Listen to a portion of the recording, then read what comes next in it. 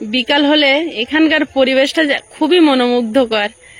একদম প্রকৃতির মাঝে পুরো জমিটা ধানে ভরা, এখনো কাটা হয়নি। আর কিছুদিন পর এই মাঠটা রিক্ত শূন্য হয়ে খাখা করবে। সেই একটা জসিমউদ্দিনের কবিতা আছে, নকশিকাঁথা মাঠ সোনার সিতারে হরেছে রাবণ পল্লীর পথ পরে, মুঠি মুঠি গহনা তাহার লুটায়েছে। তো এই ধানগুলো যখন কেটে নিয়ে যাবে মাঠটা কিন্তু সেই রিক্ত শূন্য হয়ে পড়ে থাকবে। আর এই মুহূর্তে যেন মাঠটা একদম মানে পরিপূর্ণ হয়ে আছে শস্য শ্যামলা হয়ে। আর কিছুদিন পরে আরেকটা আলাদা দৃশ্য আপনাদের সামনে তুলে ধরতে হবে। নমস্কার, সীমা ভিলেজ কুকিং এ আরো একটি নতুন পর্বে সবাইকে স্বাগত। আর আজ মনটা অনেকটাই ভালো লাগছে, কারণ আপনারা দেখতেই পাচ্ছেন আমরা কোথায় এসেছি। আর এইখানটা এলেই না আমাদের মনটা ভালো হয়ে যায়। তো আজকের পর্বটা আমরা এখান থেকে শুরু করলাম। রান্না খাওয়া তো থাকবে, তার মধ্যে আপনাদের অনেক প্রশ্ন ছিল, তার মধ্যে দুটো প্রশ্নের উত্তর আজ আয়ুষের বাবা দেবে। প্রথমত, আমরা কতটা জায়গা নিয়েছি, আর দ্বিতীয়ত হচ্ছে কত করে কাঠা নিয়েছে বা এখানকার জমির দাম কেমন, কি বৃত্তান্ত, এই বিষয়ে আয়ুষের বাবা কথা বলবে আপনাদের সামনে। আর যারা নতুন দেখছেন প্লিজ চ্যানেলটি সাবস্ক্রাইব করে আমাদের একটু বন্ধু হবেন, আর ভিডিওটি লাইক কমেন্ট শেয়ার করে আমাদের একটু পাশে থাকবেন। আশা করি আপনারা পাশে থাকলে আমরা আরো সামনের দিকে এগোতে সাহস পাবো। তো এতদিন ধরে যেভাবে আপনারা আমাদের সাপোর্ট দিয়েছেন, নতুন জায়গায় বাড়ি করব, তো এই সাপোর্টটা আমাদের খুবই প্রয়োজন। প্লিজ সাথে থাকবেন আর দেখতে থাকুন।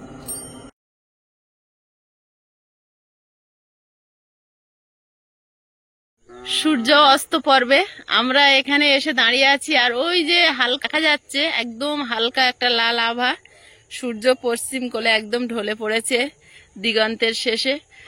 আর চারিদিকটা একদম শস্য শ্যামলা হয়ে আছে। আর এখানকার বিকালের পরিবেশটা খুবই মনোমুগ্ধকর। চারিদিকটা এত সুন্দর, আয়ুষের বাবা দাঁড়িয়ে দেখছে, পরিবেশটা উপভোগ করছে। আর এই পরিবেশে আসলে না, যত মন খারাপ থাকুক, যত মনে অশান্তি থাকুক, মানে শরীর খারাপ থাকুক, সব দিক থেকে যেন একটা আলাদা মানে শান্তি পাওয়া যায়। এখানকার পরিবেশটা দেখুন, সত্যি মনোমুগ্ধকর। আর আয়ুষ এখানটা আসলে খুব ছোটাছুটি করে। তো কিছুদিন পর যখন আমরা এখানটা আসবো, তখন ও একটা মুক্ত খোলা জায়গা, একটা পরিবেশ পাবে নিজের মতো খেলে ধুলে বড় হওয়ার।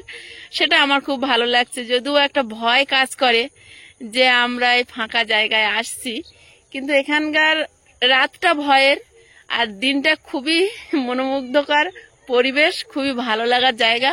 আর এই মুহূর্তে এখানকার পরিবেশটা এতটাই মনোমুগ্ধকর, চারিদিকটা একদম পাকা ধান ভরে আছে। আর কদিন পরে মাঠটা সেই রিক্ত শূন্য হয়ে থাকবে, আর ধানগুলো চাষিরা কেটে নিয়ে যাবে। তাদের সোনার ফসল, অনেক কষ্ট করে এই ফসল ফলিয়েছে, তো এটা তাদের প্রাপ্য। কিন্তু একটা কবিতার একটা লাইন আছে জসিমউদ্দিনের, নকশিকাঁথার মাঠে, যে সোনার সিতারে হরেছে রাবণ পল্লীর পথ পরে। তো এটা একটা কথার কথা, মুঠি মুঠি ধানের গহনা তাওয়ার লুটায়েছে পথ পরে। কিন্তু চাষিদের খুব কষ্টের জিনিস, আর এটা নষ্ট হলে সবচেয়ে বেশি কষ্ট পায় চাষিরা। সত্যি এত সুন্দর ধানটা হয়েছে না, যখন মানে এই যে ডানা ঝড় আসবে একটা প্রচন্ড একটা খবরের তোলপাড় হচ্ছিল, তখন চাষিদের বুক কাঁপছিল, এই সোনার ফসল নষ্ট হয়ে যেত।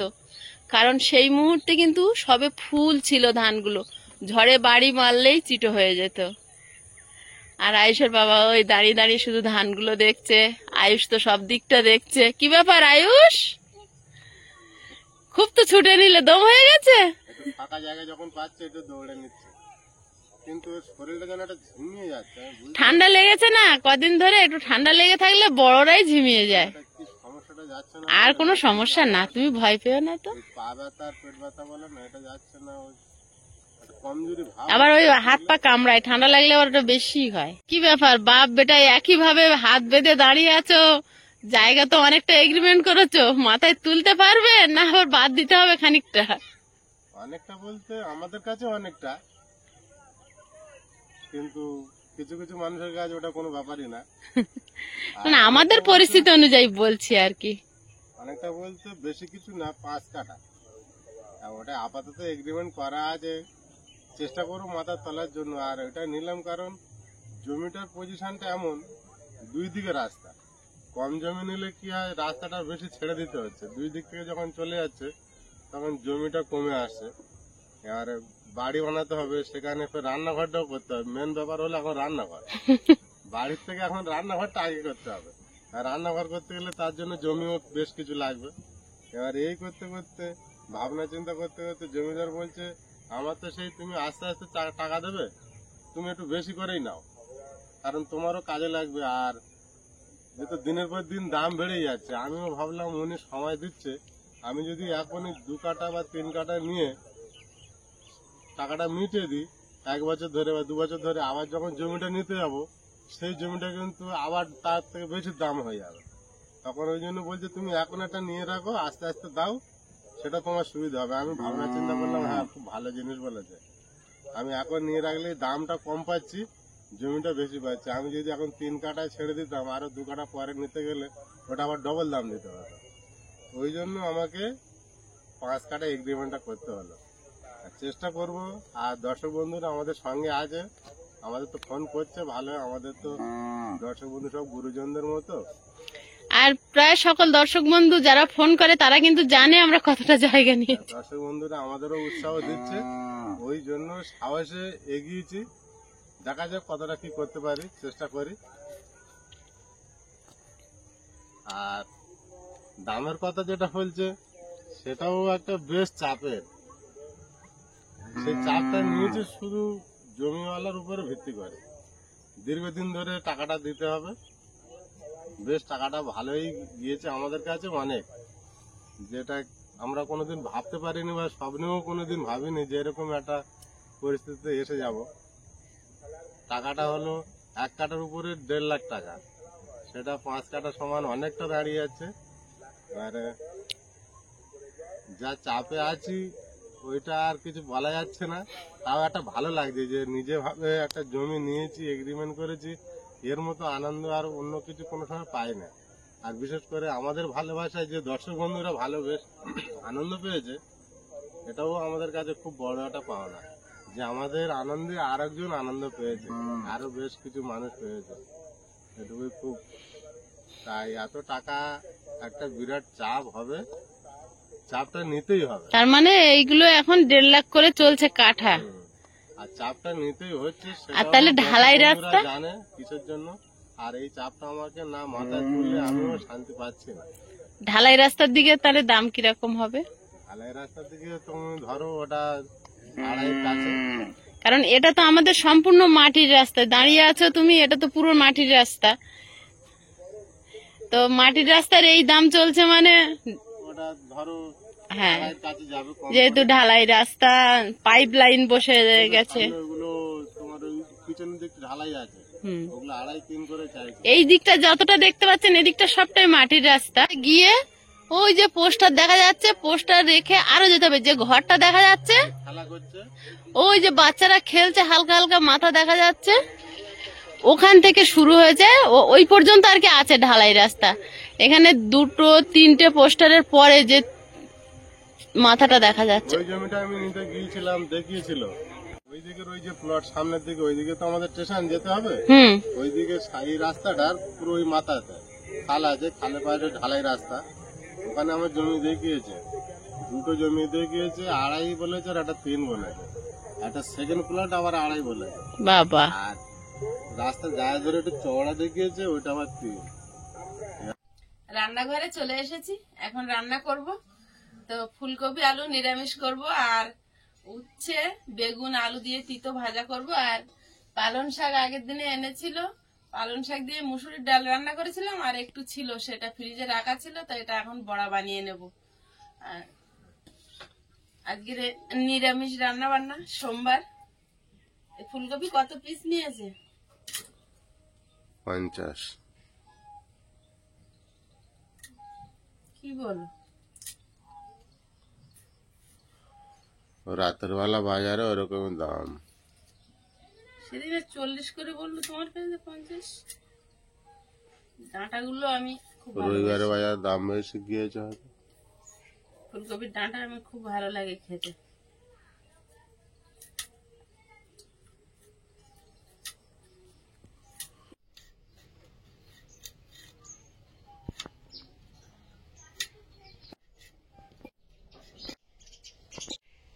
এবছরের প্রথম ফুলকপি, দামটা কমছে না।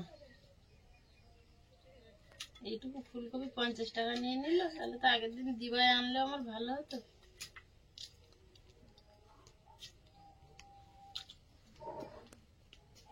করা যাবে।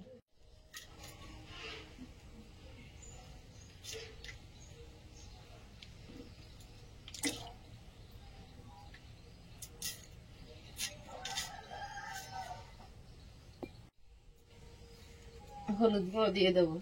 যদিও ফুলকপিটা খুবই ভালো, তবুও একটু হলুদ জলে ভিজিয়ে দেবো।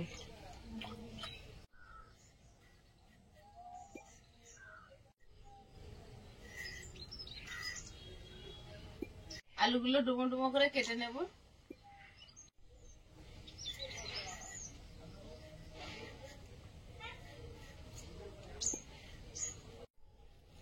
উচ্ছেগুলো কেটে নেব, আলু বেগুন।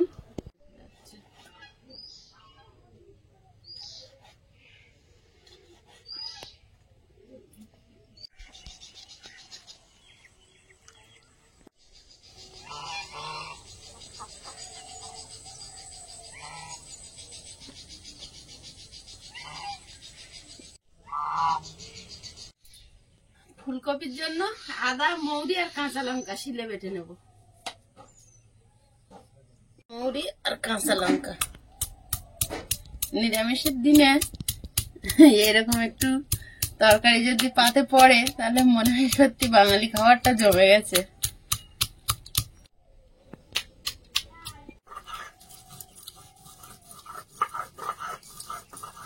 ভালোই ঠান্ডা পড়ে গেছে, আর পাখা চালাতে লাগছে না। সকালবেলা একটা হালকা ঠান্ডা ঠান্ডা ভাব, বাসন মাজছি যেন জলে একটা ঠান্ডা ভাব আছে।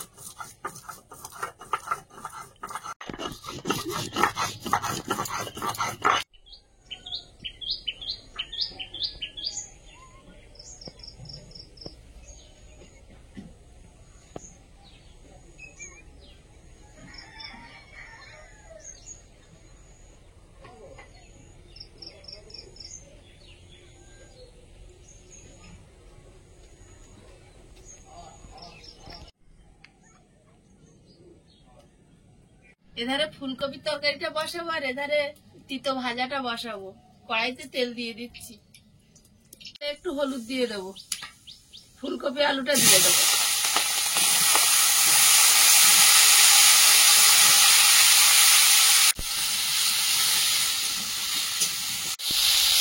এধারে ভাজাটা বসিয়ে দেবো।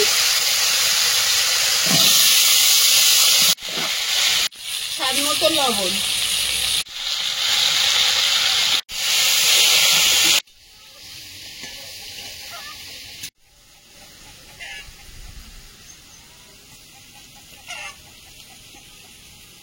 ফুলকপি আর আলুটা ভাজা হয়েছে, এখন প্লেটে তুলে নেব। কড়াইতে তেল আছে, আর সামান্য একটু দিয়ে দেব। শুকনো লঙ্কা, গোটা গরম মশলা, দুটো তেজপাতা, একটু জিরে, গোটা জিরে, আদা, মৌরি আর কাঁচা লঙ্কা বাটা।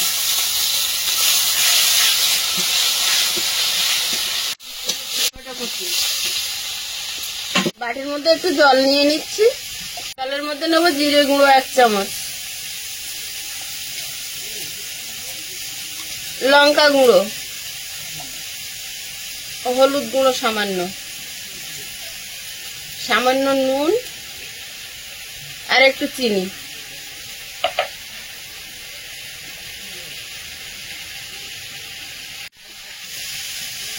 মশলাটা জলে গুলে নিয়েছি, এখন মশলাটা দিয়ে দেবো।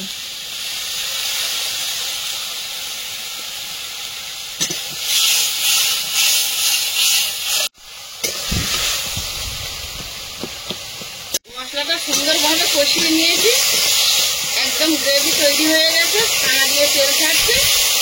এবারে ফুলকপিটা দিয়ে দেবো, ফুলকপি আলু দিয়ে দেবো। সবজির সঙ্গে ভালোভাবে মিশিয়ে নেবো মশলাটা, জল দিয়ে দেবো। দিয়ে দেবো।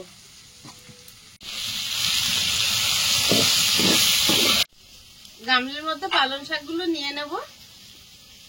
পালং শাকে একটুখানি নুন দে আর একটু মশকে নেব।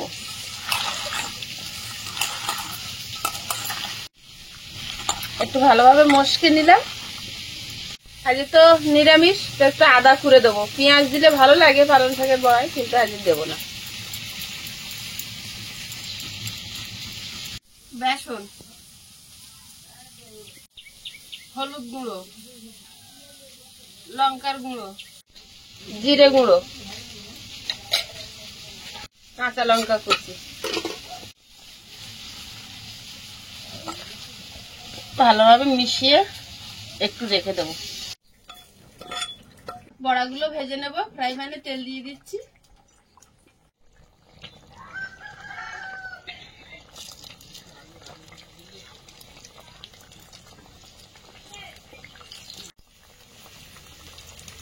এপিট ওপিট করে একটু চ্যাপটা চ্যাপটা করে কম তেলে ভেজে নেব।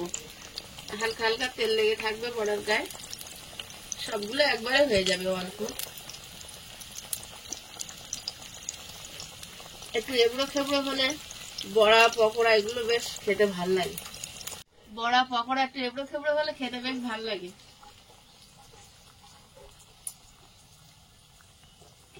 তরকারিটা হয়ে গেছে। একটু গরম মশলা গুঁড়ো ছড়িয়ে দেবো, একটুখানি গাওয়া ঘি দিয়ে নামিয়ে নেব।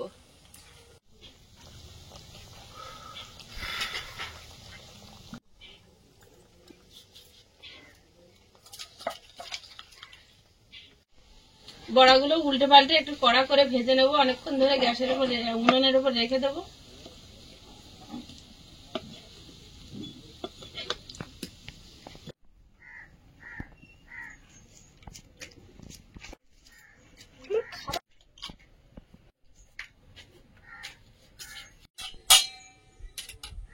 হ্যালো,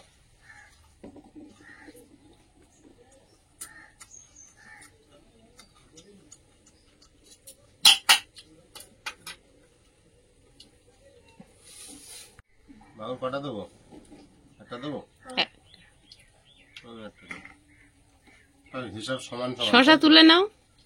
আয়ুষ, খাস হয় না।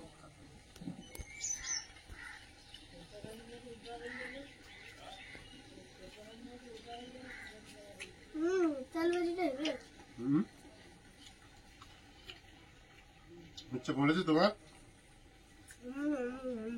হ্যাঁ,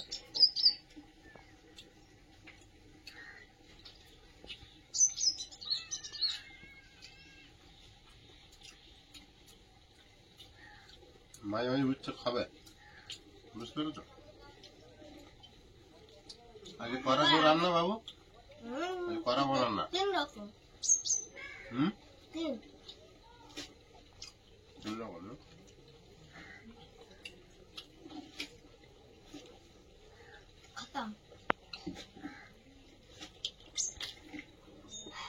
উচ্ছে আলু ভাজা নেবো। নিরামিষটা খুব ভালো হয়েছে। উচ্ছে আলু বেগুন একসঙ্গে ভাজা। ফুলটা খাবে তো?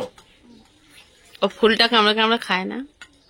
তরকারি যা কালার করেছে তোমার মা, এতো খাসির মাংস খেয়ে নেবো। নিরামিষ খাচ্ছে আর খাসির মাংসের কথা মনে করছে। দেখো তো কেমন লাগে,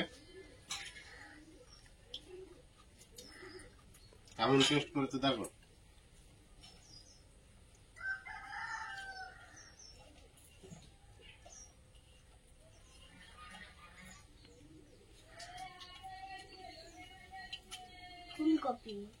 ফুলকপি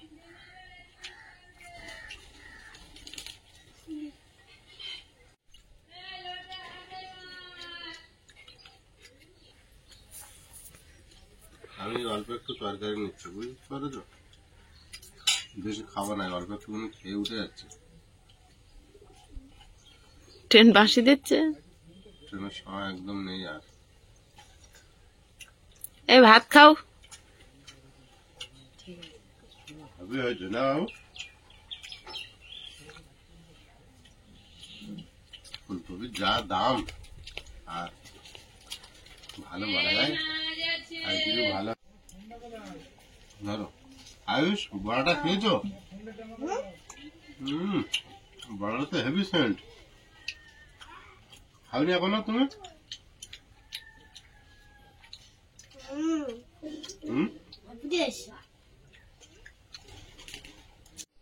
বন্ধুরা আগামী পর্বে দেখা হবে। ভালো থাকবেন, সুস্থ থাকবেন। নমস্কার, টাটা। নমস্কার।